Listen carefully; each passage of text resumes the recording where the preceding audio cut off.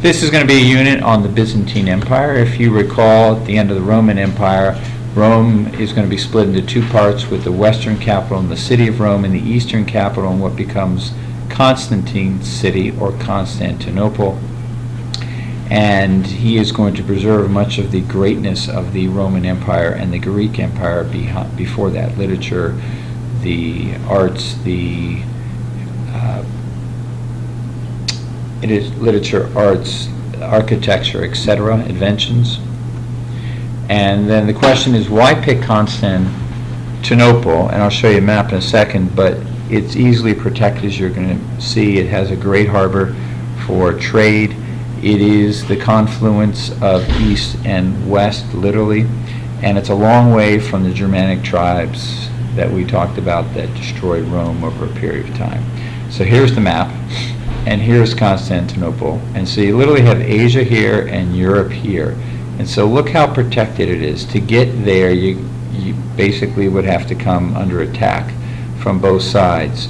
Not only that, look, you can come across the Mediterranean, trade in Alexandria, you can go to Syria, you can go to other places in North Africa, or even back to the Roman Empire, the long way around Greece to Rome. So tremendous advantages.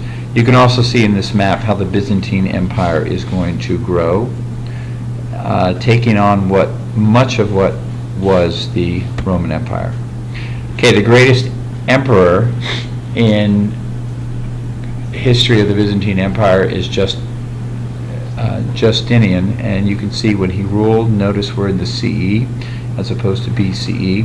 He's going to reorganize the Roman laws, and this word here is known as Justinian Code. So that's the second time we've seen code before, the other one being with Hammurabi's Code, and then of course the 12 tables in Rome. He's also going to build the Hagia Sophia, which is this, and aqueducts, again, Roman invention, and city walls, which is much of what Europeans had at the time to protect them. Okay, the Byzantines are going to put much of their art in mosaics, and if you were to look very closely here, you would see little tiny circles or squares, and that's what a mosaic is, in this case making a picture of Justinian in the middle. And there's his queen, and we already went over this map of how he expanded the territory. And that is the Hagia Sophia. It is going to be a Christian church first, and then the spires are put on later, and it becomes a mosque. And today it's actually neither. It's a museum, but it's right across the way, about 200 meters from something on the right called the Blue Mosque. And that's the inside of the Hagia Sophia. You can see how really pretty it is. And we're going to have the mosaics, which you can see here. You just saw the Roman arch.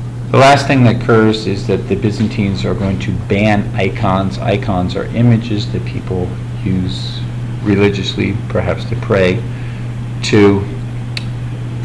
And next couple of pictures, you're going to see some of the beautiful architecture, which later you're going to learn is actually going to expand to Russia.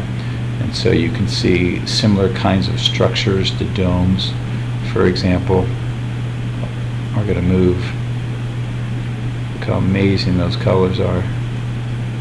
And ultimately, Justinian is going to die in 565 CE from a plague that hits Constantinople.